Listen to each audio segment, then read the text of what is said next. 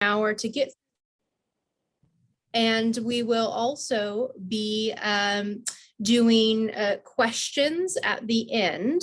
So if you could put your questions in at the bottom of your screen, there is a button that you can click on that says Q&A. And if you could type your questions in for us throughout the presentation, then at the end of the presentation, we will answer those questions during the remaining time that we have. Let's see, I think that pretty much takes care of all the welcoming remarks and other information to share. So I'm just going to jump right in if that works for everybody out there in the Ethernet. So next slide for me, please.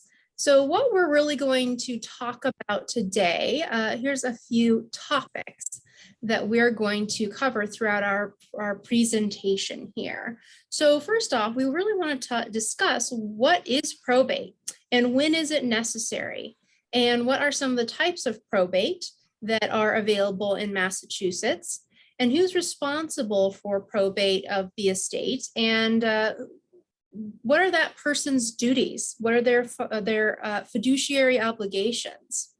So we're also going to discuss what the probate process is and how long it typically takes, depending on the type of probate that you go with. And then also when somebody passes away with outstanding debt, what happens to that debt? And finally, is it possible to avoid probate? And what are some of the options available to avoid probate? Next slide, please. So let's start with what is probate. So probate in general is the court process to appoint a person to have the legal authority to access, consolidate, manage, and distribute assets of a deceased individual. And just to touch upon some terminology here, that person who does all the management and consolidating is called the administrator, essentially. The manager of the estate is called a personal representative, or it used to be known as an executor. So that person, and some more terminology, is we will refer to the person who's passed away throughout this presentation as the deceased or the decedent. So just to give you a heads up there. So beyond that, I also wanted to give you a little bit of background about how probate really functions in Massachusetts. So in Massachusetts, essentially, you go to a specific probate and family court based on the county in which the person who passed away was domiciled, essentially in simple terms, where they lived. Frank's going to discuss that a little bit more in detail later on in the presentation. And so that's where it starts. So if I live in Dedham and I pass away here, then my probate is going to be the Norfolk County Probate and Family Court. Some more background information that's really helpful to have for the remainder of the presentation here is that in 2012, the probate laws in Massachusetts were updated and changed significantly. And so what that means is that it's now called the Massachusetts Uniform Probate Court, MUPC, which you can see there on the slide. And that again happened in 2012. And essentially, what the laws do is that they provide typically clarification on what should happen in the event somebody does not have a will. So that person is considered intestate. So the laws of Massachusetts essentially step in simply if a person does not have a will to govern what they want to have happen with their estate assets after they pass away under their will. So that is different from being what I call testate. So when you're testate, it means simply that you have a will. And so in that will, typically you name who's going to serve as your personal representative and what you want to have happen with your assets instead of leaving it up to the laws of Massachusetts to step in and make those decisions ultimately with your estate assets afterwards, after you pass away. So another couple of pieces of terminology, I guess, that I would like to share with you are related to whether you have a will or you don't have a will. Again, in pretty simple terms here. And so if you're testate, the people or the recipients, the beneficiaries who get your assets from your estate are called devisees. Versus if you pass away and again, don't have a will, then the people or recipients who get assets from your estate are called heirs at law. So you will hear us use the term devisees and or heirs at law again throughout the rest of the presentation. Next slide for me. So let's talk a little bit about what assets actually need to go through probate and what assets are considered non-probate assets. In other words, they can bypass or avoid probate. So probate assets consist generally of assets that are owned in the deceased person's individual name. So that can be bank accounts, money market accounts, certificates of deposit, savings accounts, investment accounts and stock. Real estate often is owned in an individual's sole name. And then also tangible personal property. So that's jewelry, furniture, vehicles, artwork, things along those lines. So those kind of assets, if you pass away and they're owned in your individual name, then that will end up going through probate. And if you have a will, your will govern what happens to that asset throughout the probate process. So the other assets are non-probate assets. These are assets, again, that bypass having to go through that probate court process. So first off, there are jointly owned assets, but be aware that is a trap for the unwary. And the reason I bring that to your attention is there's a couple of them actually. So first, for couples. So I've certainly had clients come to me and say, you know what, I'm married. When I pass away, my joint bank account with my spouse, it's not a big deal. It's just going to pass right to my surviving spouse. The red flag there is that now as a surviving spouse, that bank account is owned in your individual name. So when you pass away, guess what? It's going to need to go through probate. So I've also had clients come to me and say, well, that's fine. I'm just going to put my child on my bank account. And that child will be the sole, the surviving joint owner of the account. And therefore it's going to avoid probate. But again, you want to be really careful about that because first of all, when you put a joint owner on an account, then you are vulnerable to their creditors, their debt that's out there. So the assets in that bank account are vulnerable to those creditors or debt. So to your children's, whoever is the joint owner there on the bank account, you're vulnerable to their creditors. And then secondly, there's no guarantee because this is an asset that you're saying is fine to go to the surviving joint owner, it's all theirs. So there's no guarantee that they will do what you have asked them to do, which I would say most of the time I have folks say that there's an understanding between the parents and the child that they're to use that money in the account to pay estate expenses and then distribute out the remaining amount to other siblings. So that is something that there's a verbal understanding, but there's no guarantee that after you pass away that your child will 100% follow your wishes in that regard. So joint ownership is one way to avoid probate, but there's some significant consequences to taking that route. The second way to avoid probate or bypass probate is assets with designated beneficiaries. So for example, retirement accounts like IRAs and 401ks, life insurance policies. And essentially what you do is you fill out a beneficiary designation form with the financial institution designating that you want Joe to receive 100% of your life insurance policy, let's say. So that is going to avoid probate. It goes essentially automatically after you fill out some forms to that beneficiary. So the third way that you can, or the third type of non-probate asset are assets that are held in trust. So you can create a trust and take it from being in your individual name and retitle into the name of as trustee of a trust.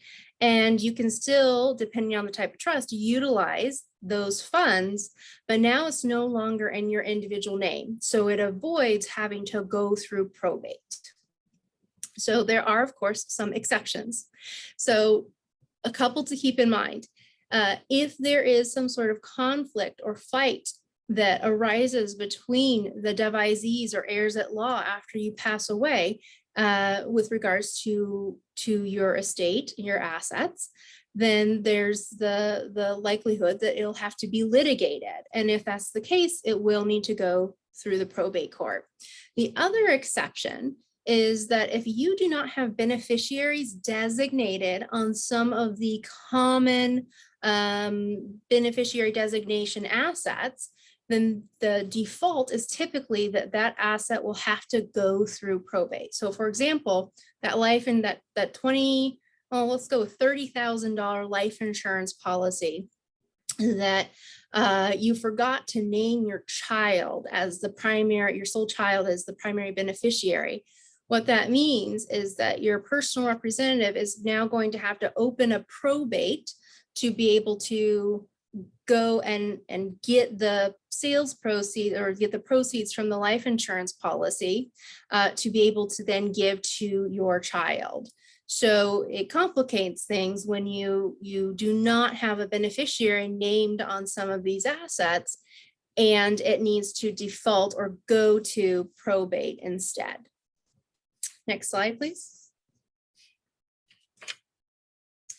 So one of the other things that I wanted to do was to kind of hit on after understanding what are considered probate assets is to discuss, well, what are the responsibilities or the fiduciary obligations of the personal representative after they have petitioned the court to be appointed as personal representative and they've been appointed as personal representative. So the personal representative is responsible for adhering to state and federal laws and the directions that are expressed in the last will and testament. They also have a responsibility to administer the estate efficiently. And they also have to be careful in how they administer the estate. They have to be impartial and considerate of and thoughtful about for the benefit of the estate and for the devisees or heirs at law. They also are responsible for discovering and consolidating and protecting probate assets. So for example, if there's real estate that is a part of the probate estate, then it's the personal representative's responsibility to go over to mom's house who's passed away and make sure that it is secure and that nobody has broken in and is squatting on the house, or squatting in the house. So there's a responsibility there to protect and secure the assets in the probate estate. There's also a responsibility to deal with the estate expenses and taxes. And Frank is actually going to delve into that in the next slide with regards to the various taxes that could potentially need to be addressed in the probate. So beyond that, there's other expenses like paying accountants to assist you with dealing with the taxes, paying attorneys to assist with going through probate, and then a variety of other administrative expenses. The other responsibility of the personal representative is to track the income and expenses of the estate. So not only are you making sure that you're consolidating, you're gathering everything, and if there's any income into the estate, you're keeping track of that, and you're also paying off the expenses, you're also tracking that. So you really want to have a spreadsheet that you start for your records from the very beginning so that you are tracking everything that you are doing as personal representative with the assets of the estate. And finally, after all of these things have been taken care of, then you are looking at distributing the remaining probate assets to the devisees and heirs at law. So at this point, I'm going to hand it off to Frank to talk a little bit more about taxes and the types of probate that are available. Great, thank you, Abby. So as Abby alluded to, one of the duties of the personal representative is to pay the taxes owed by the decedent and the estate. And broadly speaking, there are two types of taxes that the personal representative might have to be concerned with: estate taxes and income taxes.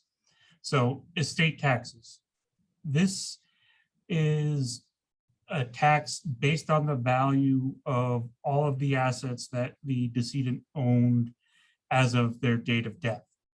So importantly, for estate taxes, the IRS and the Department of Revenue are looking at both probate assets and non-probate assets.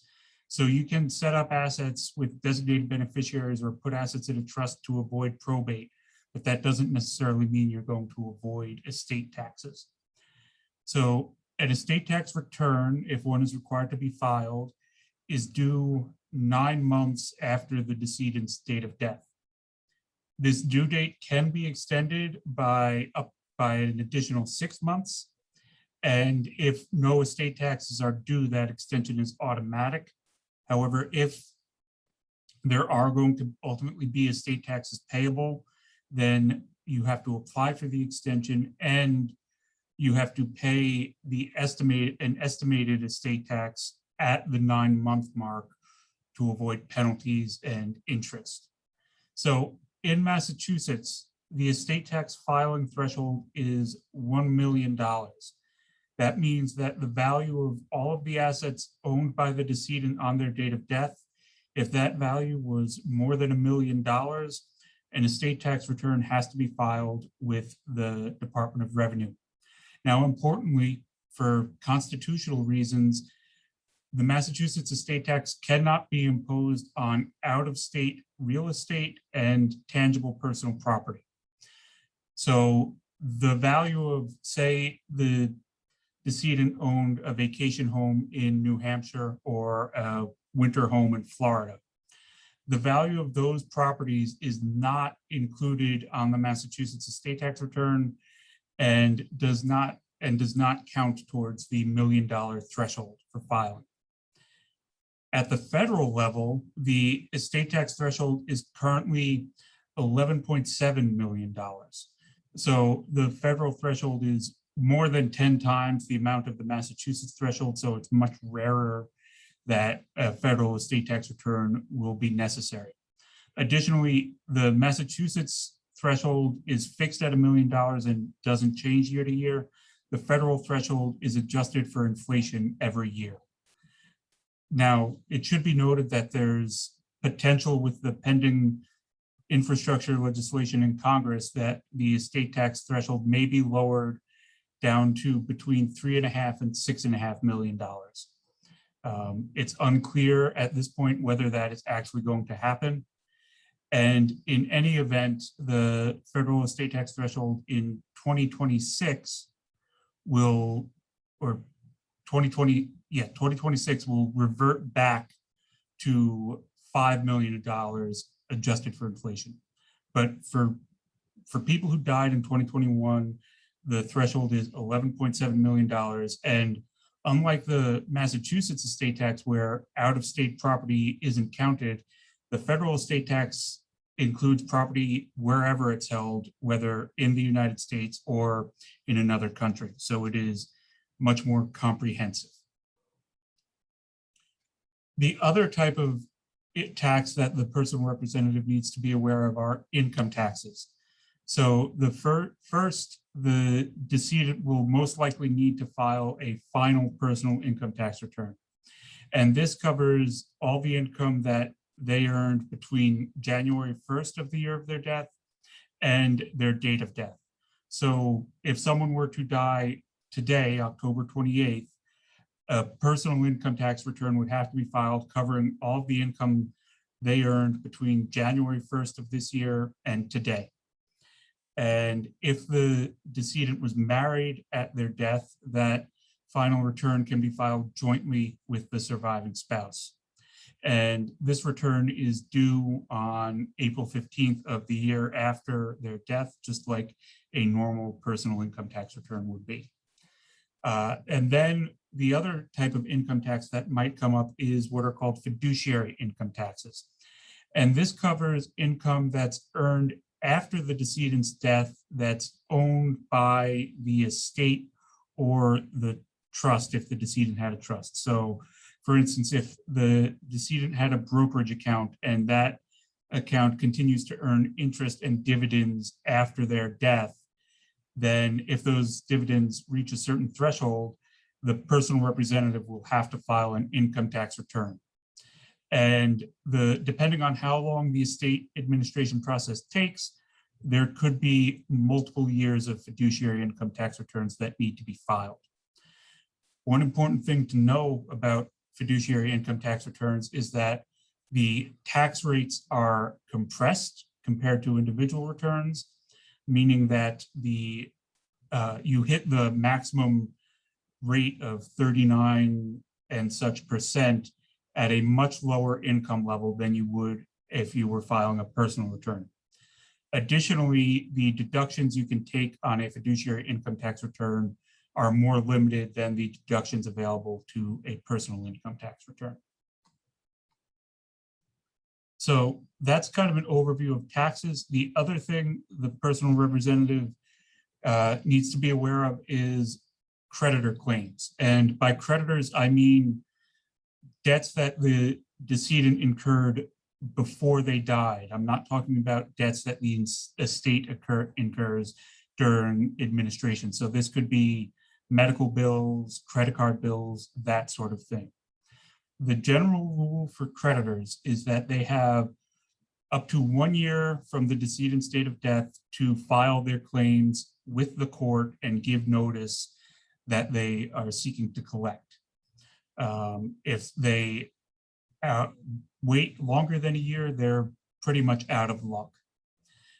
On the other hand, general creditors can typically recover from both probate and certain non-probate assets. For instance, if the decedent has a revocable trust, assets in that trust are reachable by creditors. It's not limited to just the probate estate.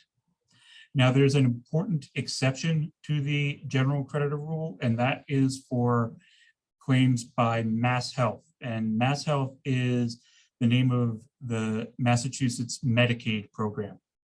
So under the law, Mass Health can recover for long-term care and nursing home benefits paid to the decedent, regardless of how old the decedent was, and any other benefits paid to a decedent after the decedent when the decedent turned 55 and older, whether they were in a nursing home or not. If they were just receiving standard Mass Health benefits, they are recoverable after age 55. Now, unlike general creditors who don't have to get specific notice of a probate being filed, under the law, you are required to give Mass Health notice of all probate filings, regardless of whether the decedent was on Mass Health benefits or not. And so you send notice, and then if Mass Health makes a claim, they will submit something to the court. Additionally, Mass Health has more than a year to collect. In most cases, they can recover in any probate proceeding that's filed within 3 years of the decedent's death. And I'll talk more about the 3-year rule a little later.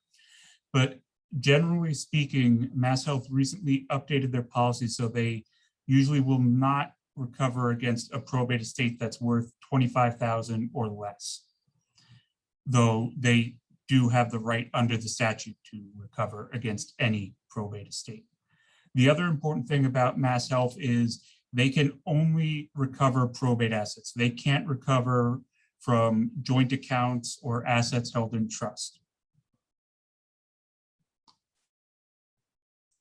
So now I want to just go over the general types of probate in Massachusetts, the basic process for them, and kind of the rough timeline you can expect with each type of probate.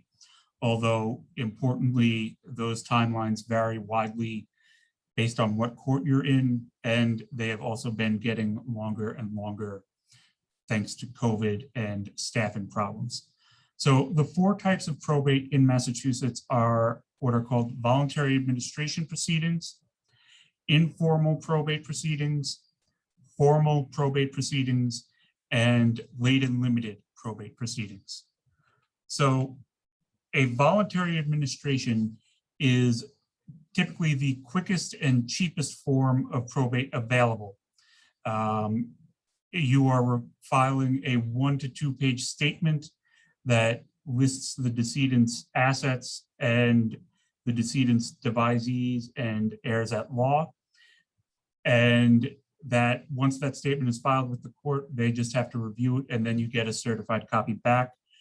It typically takes 4 to 6 weeks, although again, that can vary a lot based on the court you're filing in, and those times have been creeping ever upward.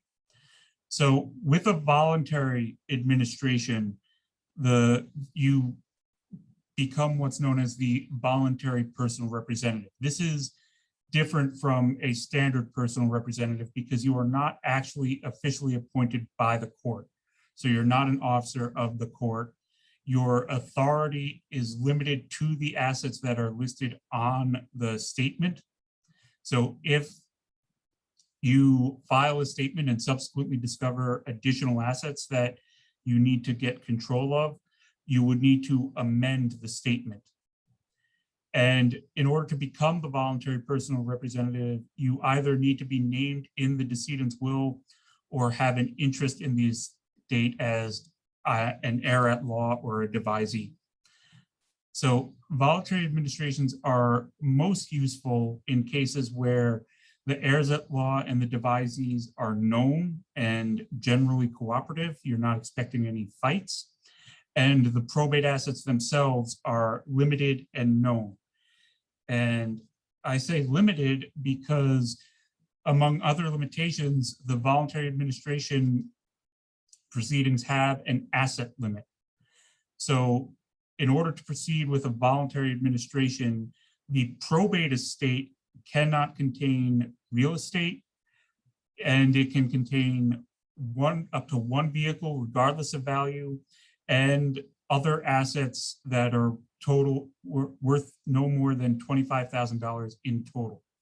So basically, if you have one vehicle and under $25,000 of probate assets, you're good to go with a voluntary administration. But if you have more than $25,000, you need to file a different proceeding. And again, I want to emphasize, for this limit, we're referring only to probate assets. So if there was a life insurance policy or an IRA that is more than $25,000, but that has a designated beneficiary and so isn't passing through probate, the value of that asset does not count towards the $25,000 limit. A couple of other requirements for a voluntary administration: the decedent had to be domiciled in Massachusetts when they died, meaning that they were a Massachusetts resident. Simply put, domicile basically means where you have your primary residence. So they can't have been an out-of-state resident who has property in Massachusetts that you're trying to get control of. Additionally, if the decedent died testate and left a will, you need to have the original will available. It needs to be a clean copy, which means that it can't have anything whited out, crossed out, or otherwise annotated. And you will need to file the original will with the statement with the probate court. Now, if you don't meet the requirements for a voluntary administration, the next level of probate is an informal probate proceeding. And this proceeding, it's more expensive and a bit more time consuming than a voluntary administration, but it is still generally quicker and cheaper than a formal probate proceeding. The timeline for appointment, I would say, is 6 to 8 weeks after filing, although again, it varies a lot by court, and it used to be even quicker. Before COVID, there were certain courts where you could go in with all the stuff you would need to file for an informal probate and walk out the same day with authority to act. Now, informal probate, if you're going that route, the personal representative is going to be officially appointed by the court, and they will have broad authority to act. They're not limited to just assets that are listed on a statement filed with the court. They have authority to act on any assets that are in the decedent's individual name and part of their probate estate. Additionally, with informal probate, you will have to give the court the identity of the heirs at law and the devisees under the will, and an informal proceeding creates a presumption that the people you gave, whose names you gave to the court, are the heirs at law and the devisees, but that presumption is rebuttable for a certain period of time. So typically speaking, informal probates are most useful where, again, the heirs at law and the devisees are known and cooperative, and the probate assets exceed the limits for voluntary proceedings, but do not include real estate. Now, you can file for an informal probate if there's real estate involved, but I typically do not recommend it because of the presumption issue I just talked about. It can create issues regarding who owns the real estate and who's able to sell it. Some limitations on informal probate. Generally speaking, it has to be filed within 3 years of the decedent's death. And unlike voluntary, where the decedent had to be domiciled in Massachusetts, an informal proceeding can be initiated if the decedent was either domiciled in Massachusetts or owned real estate or tangible personal property that is located in Massachusetts. Again, as with a voluntary, you need to have the decedent's original will if they died leaving a will, and the will needs to be a clean original, meaning no whiteout, crossouts, annotations, or other such markings. Additionally, because you have to give the court the names of the heirs at law and the devisees, you have to know who they are. So if you're not sure who the decedent's heirs at law or devisees are, or if any of them is a minor or is incapacitated, you can't proceed informally. You have to proceed with a formal proceeding. And that brings us to formal probate proceedings. So formal probate is the most expensive and time-consuming form of probate. The timeline for appointment is at least 8 to 12 weeks. These days, it is I would say it's even at least 12 weeks if you're lucky.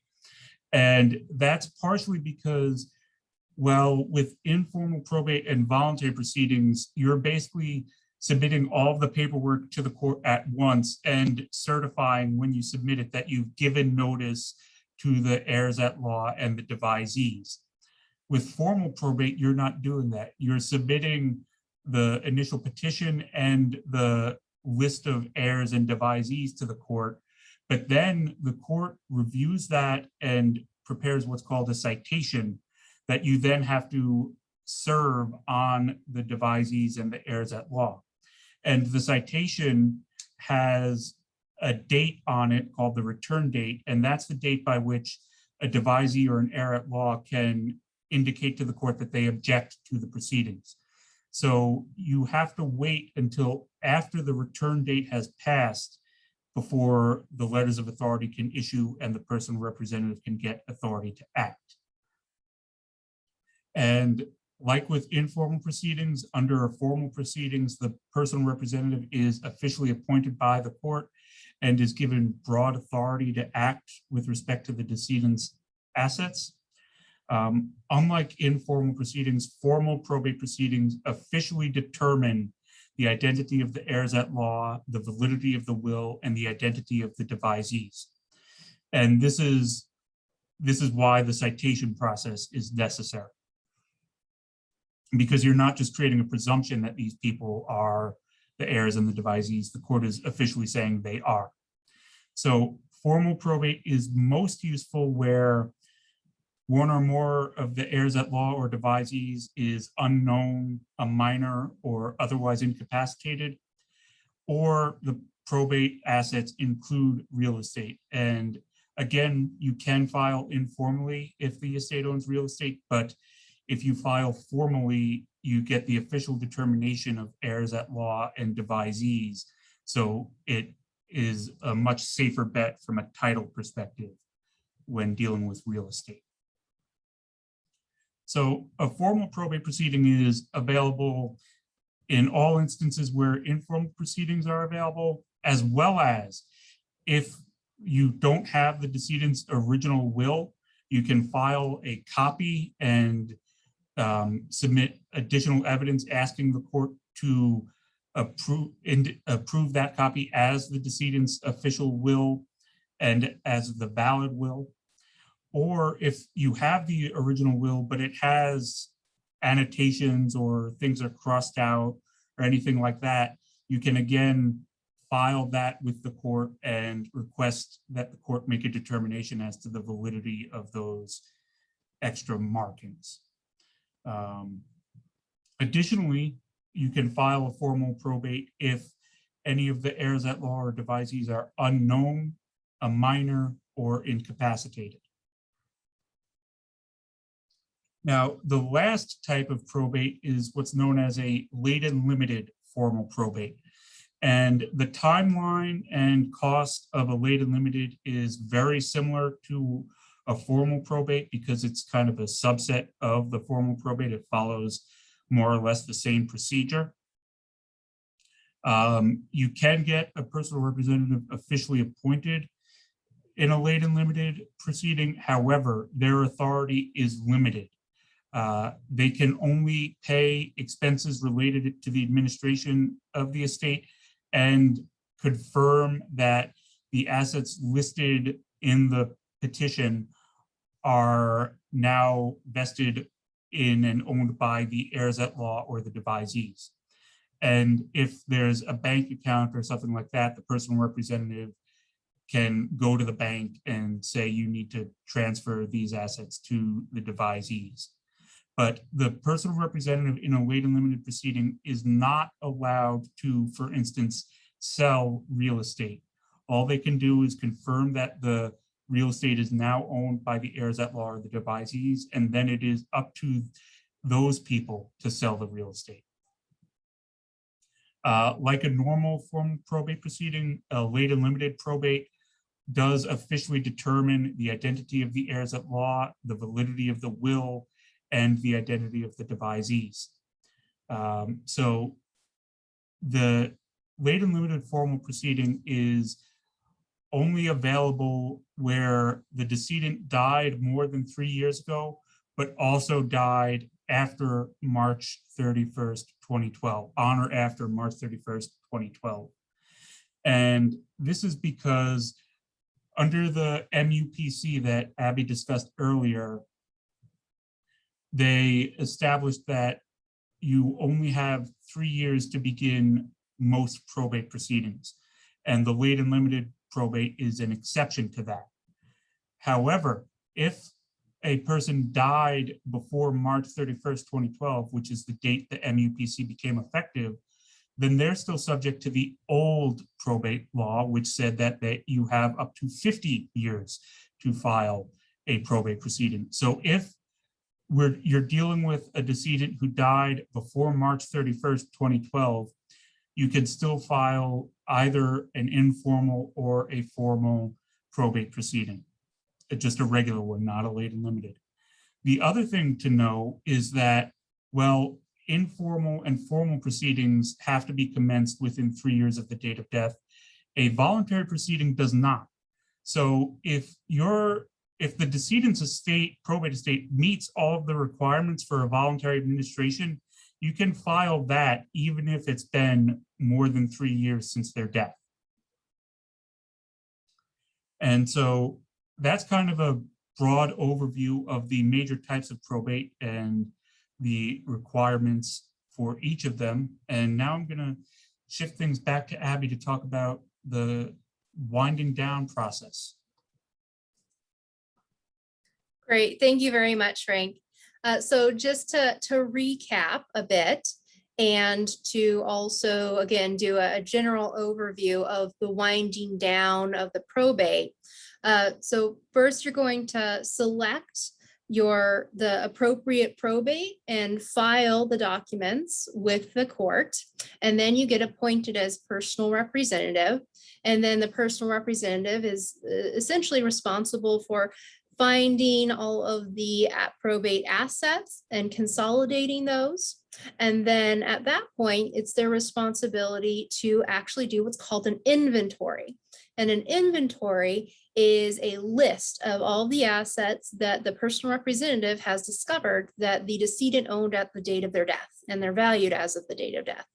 And that inventory actually has to be provided to the court, so filed with the court, or it can be provided to the beneficiaries, i.e. the devisees or heirs at law for their review. Beyond that, after the inventory is completed, and or I would say probably not after, I would say simultaneously, the personal representative is also responsible for paying some of those expenses that Frank mentioned. So if tax returns are necessary, they're working with accountants and attorneys to get those tax returns going. If there's creditor claims, then those are being assessed and determined, should we pay those? Can we pay those? And then also, if there's other administrative expenses throughout all this, then they're paying those expenses from the consolidated assets that are held typically in an estate bank account.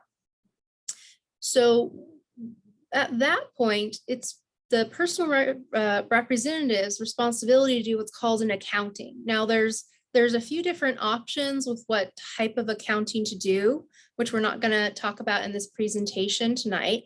But essentially what an accounting is that it is a summary, a breakdown that is either shown to the court or shown to the devisees or heirs at law, that shows what the personal representative has done throughout their time period serving as personal representative.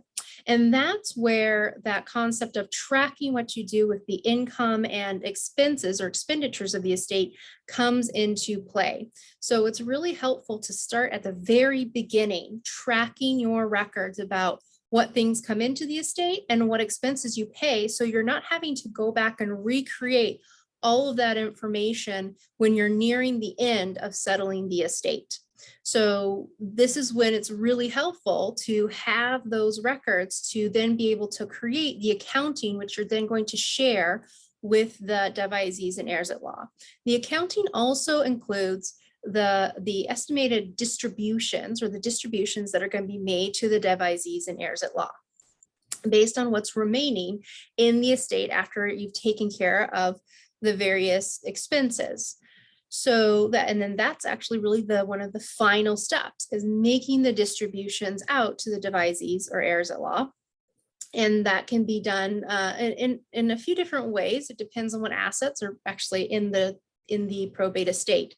But I would say typically it is essentially just cutting a check from the estate bank account and making it payable to the devisee or the heir at law.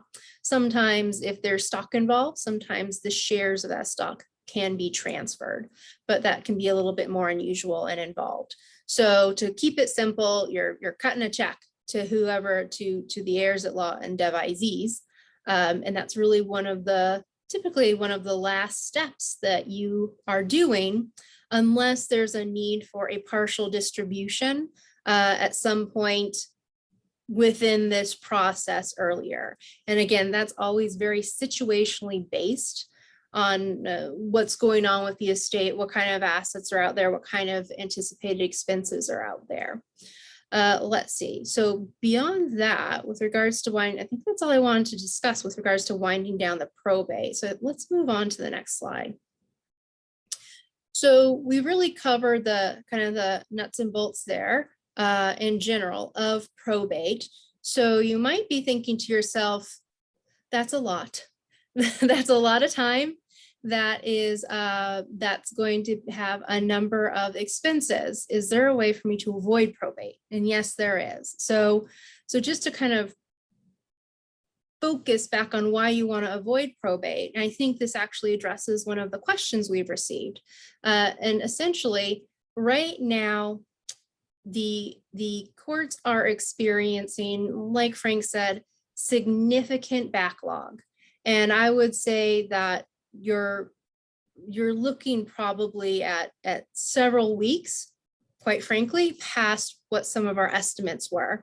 And that seems to be sadly increasing in time. So expect that there will be a significant amount of time that you are essentially on hold. You're pausing before you're actually appointed as personal representative. So, and that can be a significant obstacle if you are trying to pay the expenses of the estate, but you can't access the funds because you don't have the legal authority to do so. Beyond that, there are fees that are associated with doing probate. So there are fees to file each type of probate proceeding, like we were discussing, and then there's also publication fees. So those are some of the additional fees that you incur in needing to do probate, or the general fees that you incur when doing probate. So with that being said, are there ways to avoid probate? So we've already talked about them a little bit, which is you can essentially have assets become non-probate assets. So for example, using trusts. So there are there are trusts where you transfer assets into the trust that avoid going through probate. So again, if you do something like a revocable living trust, where I can still access that bank account, even though I own it now as the trustee of Abby's trust, instead of just as Abby, a sole individual, then that trust is allowing me to avoid having that asset go through probate when I pass away, because it's held or retitled in the name of the trust and not in my individual name. And then secondly, have joint owners on assets. So, but if you own real estate jointly, then when the first person passes away, then the survivors don't need to go through probate. But remember, there are all those catches that we discussed early on about leaving things or owning things jointly with another individual. And then finally, you can also avoid probate by designating beneficiaries. So it's really important to make sure that if you have life insurance, you have retirement assets, that you have designated not only a primary beneficiary to receive those assets, but also to designate a contingent beneficiary or multiple contingent beneficiaries who are essentially backups in case something happens to the primary beneficiary. And let's say you forget to update or designate new beneficiaries. So that's another way to avoid probate. I did want to share in the spirit of Halloween, some haunting tales that Frank and I have with regards to dealing with probate and some of the obstacles that we have encountered dealing with probate, and why it is good to do what you can to avoid it. So Frank, why don't you kick it off with a couple of stories? Sure. So I think the biggest horror story right now is just the ongoing time delays and backlogs at the courts. On the bright side, the courts are, or so I've heard, they're increasing staffing and making new hires to try to help with the backlog, but some of the courts are pretty deep in the hole right now. So it's hiring people is not going to be an immediate fix. It's still going to take a while to get out of this. But I have a case right now where a voluntary administration statement was submitted at the beginning of September, and the court still hasn't acted on. I have had cases in the past where for formal and informal proceedings, everything has been submitted. There have been no objections or anything like that. Most of the beneficiaries or interested people who have actually, in fact, assented to the proceedings. All that really needs to happen is for the magistrate or the judge to sign off and issue the letters, and they can languish at that stage for weeks or even months. The other thing to be aware of is with probate, is the unexpected things can happen that can really throw a wrench into proceedings. So, for example, I had a case once where it was a married couple, older, no children. The first spouse died, and we were in the process of preparing all of the necessary documents to file probate. And then while we were doing that, the surviving spouse died. Mm. And both of them died intestate, meaning neither of them had a will. So that means that now we can't move on the first spouse's probate until we file the second spouse's probate, because there's the first spouse is still the heir of the, or the second spouse is still the heir of the first spouse.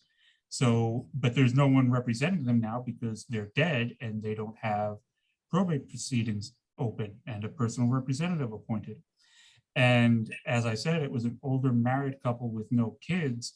So the second spouse's heirs, who would be entitled to notice and to act on their behalf, were all distant cousins and other relatives who we didn't even know really where to start with who they were or where they lived. So it became a very, very drawn out process, even just to get the information we needed to file and to convince the heirs that, no, we're not trying to scam you or make this up. We need you to act so that we can act and you can get this money that you weren't expecting but are now entitled to. Yeah, that reminds me of some of the cases that I've encountered where I have wills of individuals that are actually several decades old. And so what that means is that they may have appointed a personal representative or executor at that time, but all of those people are now deceased. And on top of that, maybe all the beneficiaries, the devisees that they have named in their wills are also deceased. So now we are in a place where we need to actually do a genealogical search and hire a company to do that, to find out who's an interested party, who has the priority to serve as personal representative, and then also to receive those assets from the probate estate. And it might be a very, very distant cousin if you're lucky. So that's one thing to keep in mind. The other part of that is that, does that very distant cousin want to take on the responsibilities of PR that we've talked about? And some people are comfortable doing that and some aren't. So what I would say is, if you take nothing else from tonight's presentation, is to A, please have a will in place, and B, to make sure that you update it periodically, because life circumstances change and they're not just yours, it's the people that you would want to have your assets after you pass away. So with all of that being said, there's actually times when going through probate can be beneficial. And one example is when you're doing some long-term care planning. There's certain tools or options out there, especially for couples, where you can protect assets for a surviving spouse by utilizing a certain type of will with what's called a testamentary trust, and protect those assets that flow through probate to that testamentary trust in the event the surviving spouse needs long-term care in a skilled nursing facility and requires Medicaid or Mass Health public benefits to pay for that care.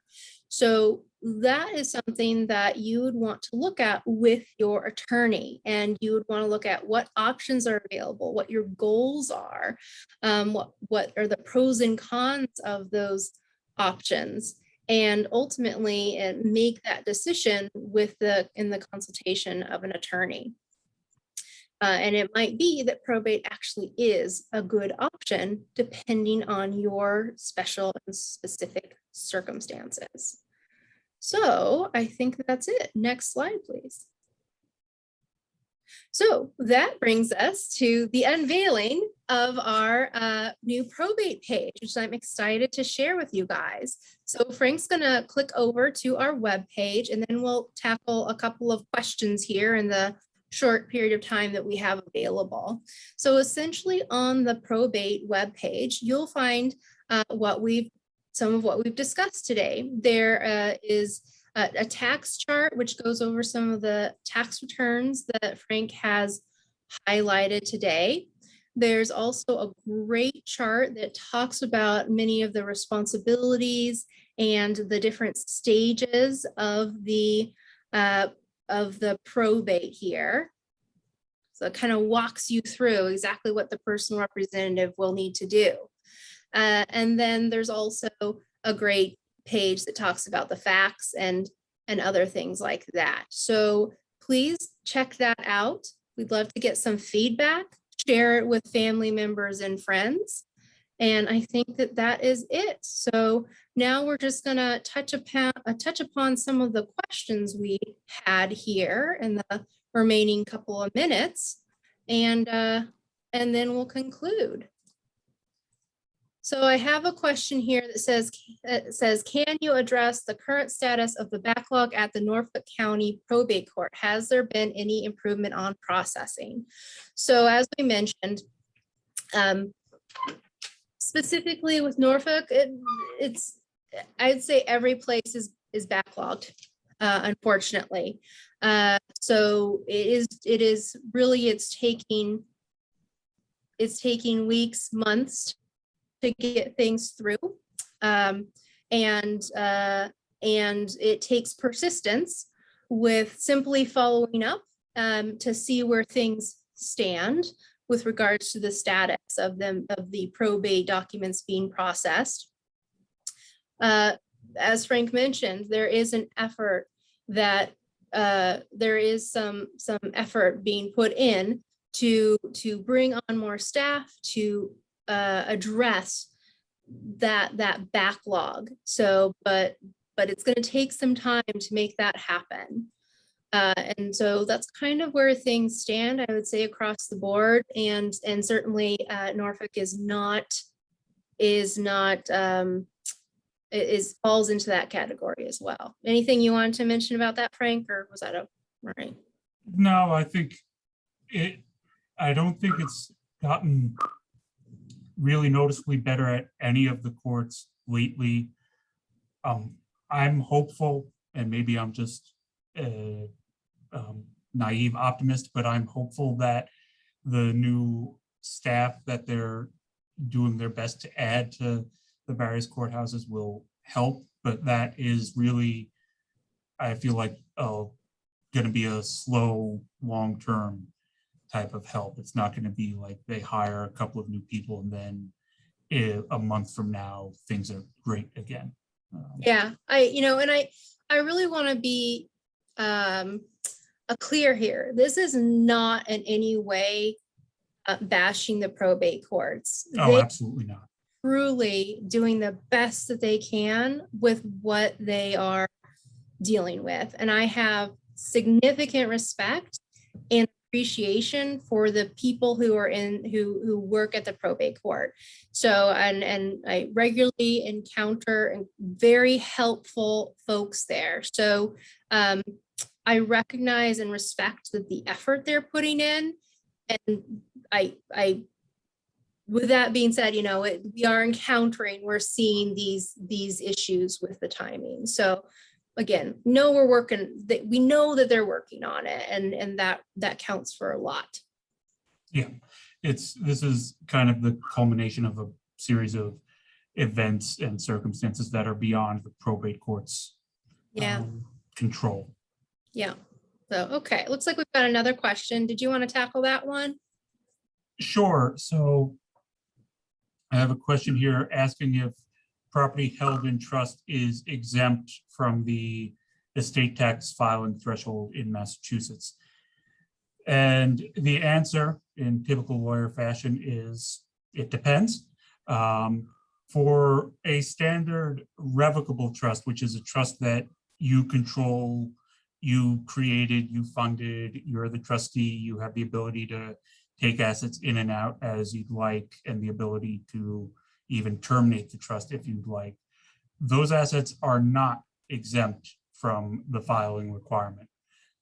They are part of your taxable estate. They are assets that you have incidents of ownership and control over, and so they are part of your estate for estate tax purposes. There are certain types of irrevocable trusts, which are trusts that cannot be changed, where they are excluded from the filing threshold. But I think those are a little bit beyond the scope of this presentation. But the most common type of trust is not exempt from threshold.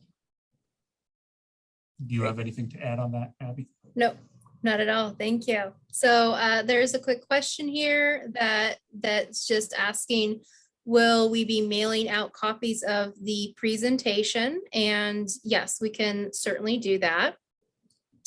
There also is another question that is asking, what is the time frame for an heir to be notified they're in a will or trust and to be sent a copy of the will or trust and the accounting of the assets?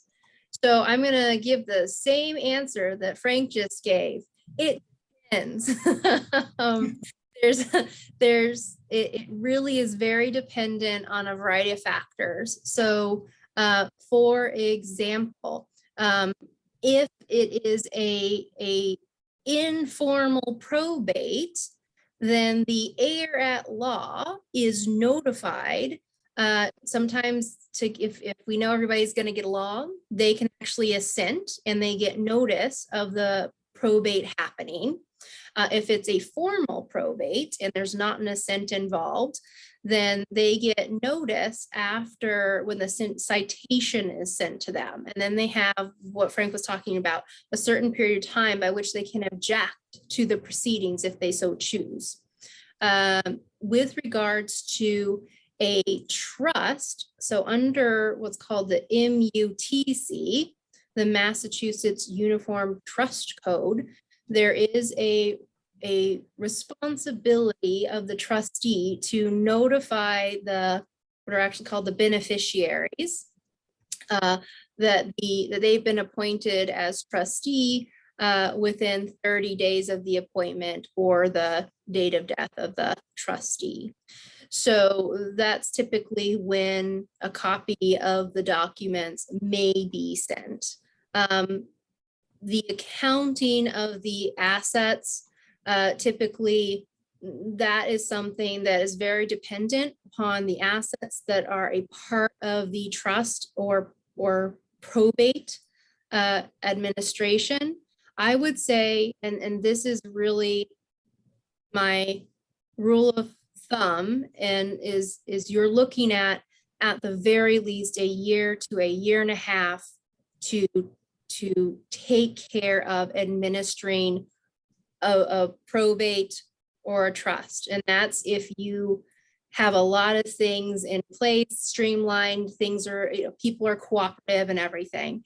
So it's not unusual for it to take 1.5 to 2 years. Sometimes that is due to the tax returns that we were talking about. So it's very dependent on a variety of factors. Is there anything that you wanted to add to that, Frank? I would just say, particularly for initiating probate, if you're proceeding formally, for the most part, the heirs at law and the devisees, after you get the citation, they need to be given a copy of that citation and therefore notified that they're an interested party. They need to get that at least 14 days before the return date or the date by which they have to file an objection. And for an informal probate, remember you're filing, you have to give them notice before you file anything with the court. And that again is usually 7 to 14 days before you plan to file anything. Yeah. Okay. So those are all of our questions. I think this concludes our presentation. So thank you all very much for attending this evening. If you have any other questions for us, then you're more than welcome to contact our office to schedule an appointment with one of our attorneys. And beyond that, I'm going to say happy Halloween and have a good evening. Happy Halloween, everyone.